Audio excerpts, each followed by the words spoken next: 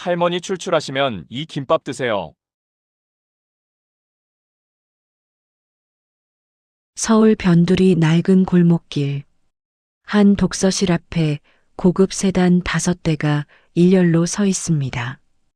정장을 입은 사람들이 차에서 내리고 그 중심에 우아한 한복을 입은 할머니가 서 있습니다. 독서실 주인 이준호는 믿을 수 없다는 표정으로 그 할머니를 바라봅니다.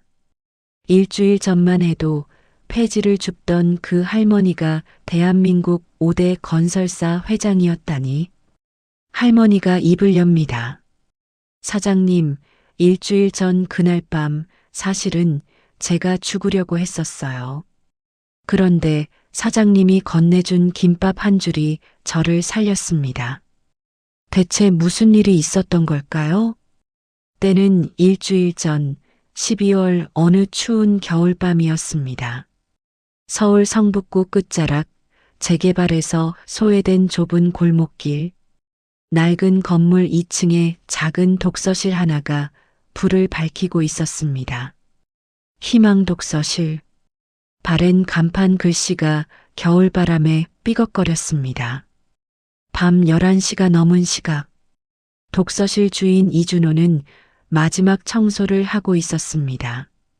32살의 그는 부모님이 남기신 이 독서실을 2년째 운영 중이었습니다. 하지만 요즘 마음이 무겁기만 했습니다. 한 달 후면 이곳에서 쫓겨나야 했거든요. 건물주가 임대료를 3배나 올려달라고 했습니다. 준호는 한숨을 쉬며 창밖을 바라봤습니다. 눈발이 날리고 있었습니다. 학생들한테 어떻게 말해야 하나? 그때였습니다. 골목 어귀에서 무언가 움직이는 게 보였습니다. 손수레를 끌고 천천히 걸어오는 사람. 가까이 오자 할머니인 게 보였습니다. 남루한 점퍼에 낡은 털모자를 쓴 할머니가 폐지로 가득한 손수레를 끌고 있었습니다. 할머니는 독서실 건물 앞에서 멈춰 섰습니다. 그리고 벽에 기대어 숨을 헐떡였습니다. 추위에 온몸을 떨고 있었습니다. 하지만 이상했습니다. 할머니는 그대로 움직이지 않았습니다. 손수레를 놓고 벽에 기댄 채 한참을 서 있었습니다. 마치 더 이상 갈 곳이 없다는 듯, 마치 이대로 멈춰도 상관없다는 듯. 준호는 망설이지 않았습니다. 재빨리 계단을 내려가 할머니에게 다가갔습니다.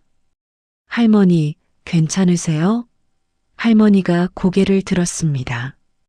주름진 얼굴에 지친 기색이 역력했습니다. 텅 빈 듯한, 모든 걸 내려놓은 듯한 표정이었습니다. 아, 네. 괜찮아요. 그냥 좀 쉬었다 가려고요. 여기 들어오세요. 너무 추우세요. 아니에요. 폐를 끼치면 안 되죠. 할머니가 손사래를 쳤습니다.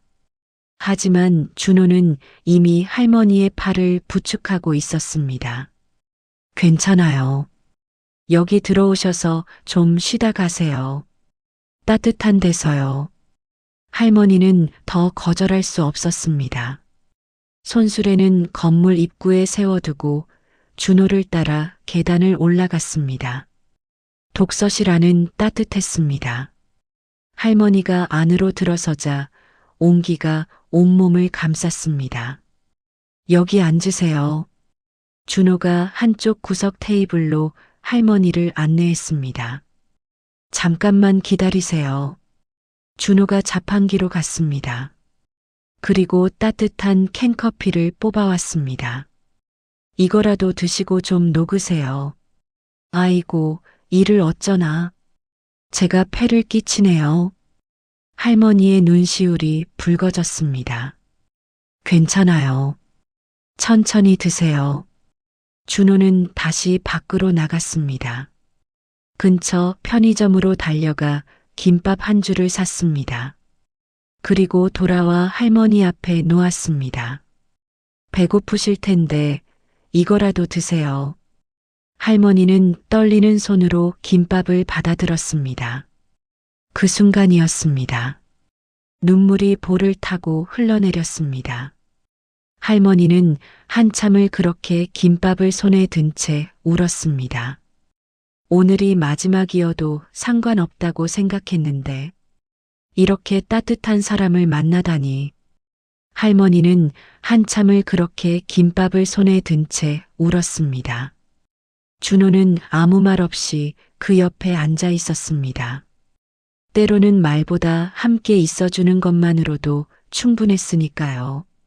할머니가 천천히 김밥을 한 입 베어 물었습니다. 따뜻한 밥알이 입안에서 녹았습니다. 맛있네요. 정말 맛있어요. 할머니가 웃으며 말했습니다. 눈물 자국이 아직 남아있는 얼굴이었지만 표정은 한결 부드러워졌습니다. 천천히 드세요. 준호가 물 한 잔을 더 가져다 줬습니다. 할머니는 김밥을 다 먹고 나서야 입을 열었습니다. 사장님은 참 좋은 분이시네요. 이런 늦은 시간에 폐지 줍는 할머니를 이렇게 챙겨주시다니. 아니에요. 당연한 거죠. 준호가 고개를 저었습니다. 혹시 주무실 데가 없으시면 여기서 주무시고 가셔도 돼요. 소파가 있으니까요. 할머니는 깊이 고개를 숙였습니다. 고맙습니다. 정말 고마워요. 그날 밤 할머니는 독서실 한쪽 소파에서 잠을 청했습니다. 준호는 자신의 외투를 덮어드리고 조용히 불을 끄고 나왔습니다.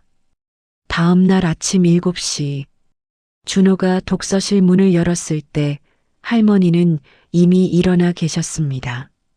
소파 위에 외투가 깔끔하게 개져 있었고 할머니는 창가에 서서 밖을 바라보고 있었습니다. 잘 주무셨어요? 네. 덕분에 오랜만에 편히 잤어요. 할머니가 돌아서며 미소 지었습니다. 어젯밤과는 다른 표정이었습니다.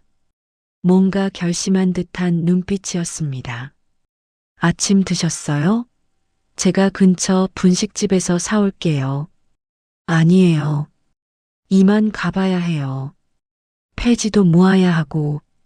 할머니가 손사래를 쳤습니다. 그럼 이거라도 드세요.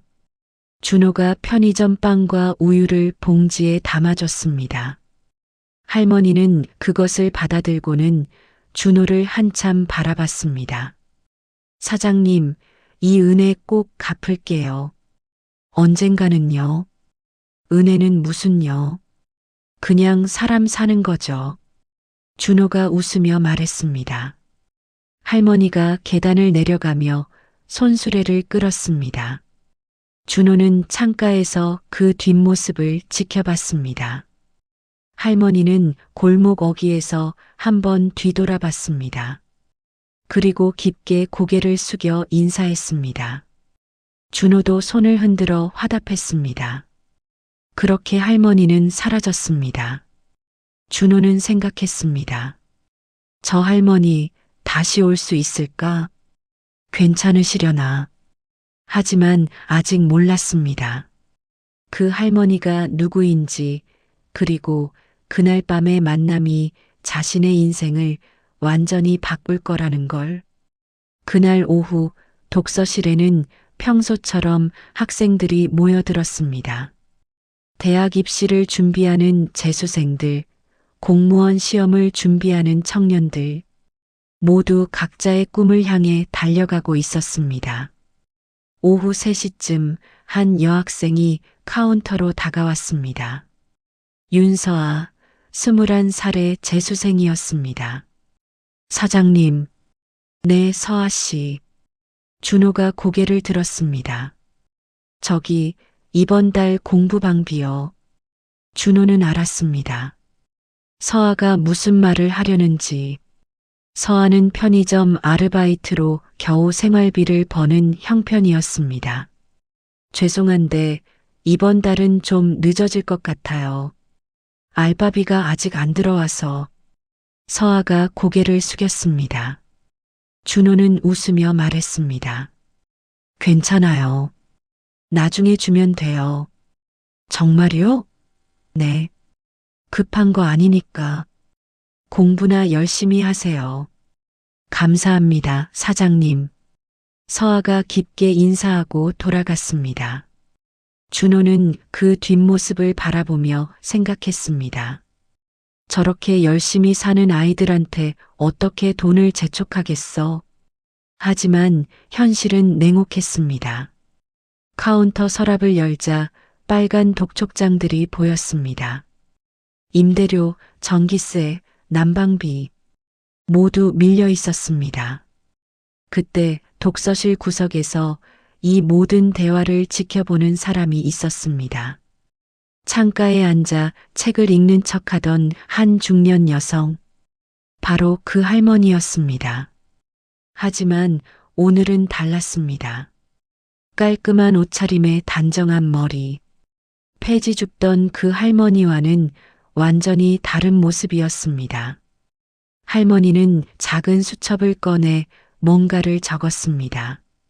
학생들에게 친절하게 대하는 모습, 돈이 없어도 공부 방비를 받지 않는 모습, 하나하나 관찰하고 기록했습니다. 오후 5시 한 할아버지가 독서실에 들어왔습니다. 동네에서 혼자 사시는 최 할아버지였습니다. 사장님, 여기 좀 따뜻하니까 1시간만 있다 가도 될까요? 당연하죠. 편하게 계세요. 준호가 웃으며 자리를 안내했습니다. 그리고 자판기에서 따뜻한 음료를 뽑아드렸습니다. 고맙네, 고마워. 최 할아버지가 연신 고개를 숙였습니다. 할머니는 이 장면도 수첩에 적었습니다. 저녁 6시 할머니가 조용히 일어섰습니다. 그리고 카운터로 다가갔습니다. 사장님, 준호가 고개를 들었습니다. 그리고 깜짝 놀랐습니다. 할머니? 할머니가 미소 지었습니다. 기억하시네요. 당연하죠. 그런데 오늘은 어쩐 일이세요? 그냥 구경 좀 하고 갔어요. 좋은 곳이더라고요. 할머니가 의미심장하게 말했습니다. 그리고 조용히 독서실을 나섰습니다. 준호는 고개를 갸웃했습니다. 뭔가 이상했습니다. 할머니의 눈빛이, 분위기가 그날 밤과는 달랐으니까요. 하지만 곧 다른 학생들을 챙기느라 그 생각은 잊었습니다. 아직 몰랐습니다. 그 할머니가 자신을 관찰하고 있었다는 걸, 그리고 이미 큰 계획을 세우고 있다는 걸. 그날 밤 할머니는 고급 세단 뒷좌석에 앉아 있었습니다. 비서실장 서영미가 조심스럽게 물었습니다. 회장님, 정말 그 독서실 주인을 센터장으로? 그래. 이준호 씨, 그 사람이야. 박혜숙 회장이 단호하게 말했습니다. 실례지만 왜 그렇게까지 하신 겁니까? 회장이 창밖을 바라봤습니다. 영미야, 일주일 전 그날 밤 나는 정말 죽으려고 했어. 영미가 깜짝 놀랐습니다. 내 아들이 약자들을 쥐어짜서 돈을 벌고 있어. 재개발 지역 건물주들한테 협박해서 터무니없는 임대료를 받아내. 남편이 평생 일군 회사가 이렇게 변질되는 걸 보고 차라리 죽는 게 낫다고 생각했지. 그래서 한강으로 가려고 했어. 하지만 중간에 너무 추워서 그 독서실 앞에서 쓰러질 뻔했어. 그때 그 청년이 나타난 거야. 김밥 한 줄이었어. 그냥 편의점에서 산 1,500원짜리 김밥. 그런데 그게 내 목숨을 살렸어. 회장의 눈가가 촉촉해졌습니다. 그 청년은 내가 누군지도 모르면서 따뜻하게 대해줬어. 진심으로 걱정해줬어. 그래서 확인하고 싶었어. 그날 하룻밤만 그런 건지 아니면 원래 그런 사람인 건지 일주일 동안 지켜본 거야. 회장이 수첩을 넘겼습니다. 모든 게 진심이었어. 가식이 아니었어. 그런데 회장님, 그 건물 건물주가 부회장님이시잖아요. 알아. 내 아들이 그 청년을 쫓아내려고 하고 있어. 임대료를 3배나 올려서 말이야. 회장의 표정이 굳어졌습니다. 그래서 더 빨리 움직여야 해. 내일 당장 재현이를 불러. 그리고 이사회를 소집해. 차는 고급 주택가로 향했습니다. 하지만 회장의 마음은 여전히 그 낡은 독서실에 머물러 있었습니다. 다음 날 아침 준호는 평소처럼 독서실 문을 열었습니다. 문을 여는 순간 이상한 광경이 펼쳐졌습니다. 골목 입구에 검은색 고급 세단 5대가 일렬로 서 있었습니다. 뭐지? 학생들도 수군거렸습니다. 저거 뭐예요? 10분쯤 지났을 때 계단에서 발소리가 들렸습니다. 여러 명이 올라오는 소리였습니다. 독서실 문이 열렸습니다. 정장을 입은 사람들이 들어왔습니다. 이준호 사장님이십니까? 한 여성이 물었습니다. 네, 그런데요. 대한건설 비서실장 서영미입니다. 저희 회장님께서 사장님을 뵙고 싶어 하십니다. 대한건설? 준호의 눈이 커졌습니다. 국내 5대 건설사였습니다. 지금 아래 차에 계십니다. 준호가 계단을 내려갔습니다. 가슴이 두근거렸습니다. 대체 무슨 일일까? 골목 입구 가장 앞쪽 차문이 열렸습니다. 그리고 한 사람이 내렸습니다. 우아한 한복을 입은 할머니, 단정하게 빗어 올린 머리, 당당한 자세. 준호는 그 자리에 얼어붙었습니다. 할머니? 그 할머니였습니다. 일주일 전 폐지를 줍던 그 할머니. 하지만 완전히 다른 모습이었습니다. 안녕하세요, 사장님. 박혜숙 회장이 미소 지으며 다가왔습니다. 할머니, 아니. 이게 대체... 준호는 말을 잇지 못했습니다. 놀라셨죠? 저는 대한건설 회장 박혜숙입니다. 일주일 전 그날 밤 사장님께 큰 신세를 졌습니다. 폐지 줍던 할머니가 재벌 회장이라니 도저히 믿기지 않았습니다. 차에 타시겠어요? 잠깐만 시간을 내주세요. 준호는 멍한 상태로 차에 올랐습니다. 차문이 닫히고 조용해졌습니다. 회장이 준호를 마주보며 앉았습니다. 사장님, 일주일 전 그날 밤 사실은 제가 죽으려고 했었어요. 준호는 더욱 놀랐습니다.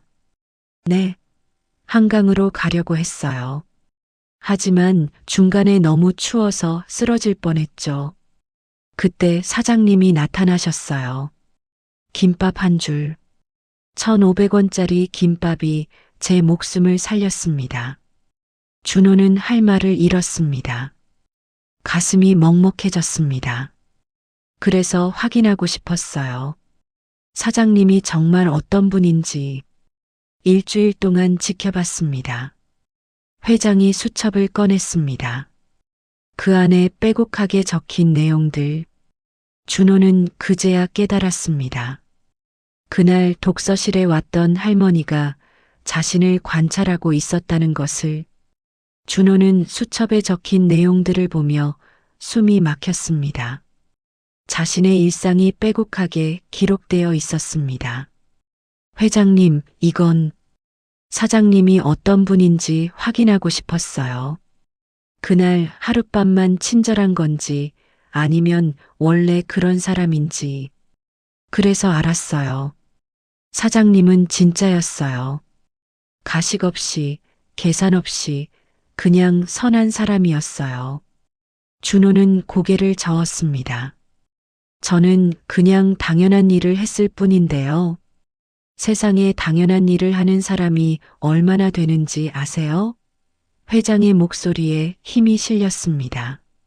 제 아들 박재현, 이 회사 부회장이에요. 그 사람이 사장님이 계신 건물 건물주입니다. 준호는 깜짝 놀랐습니다.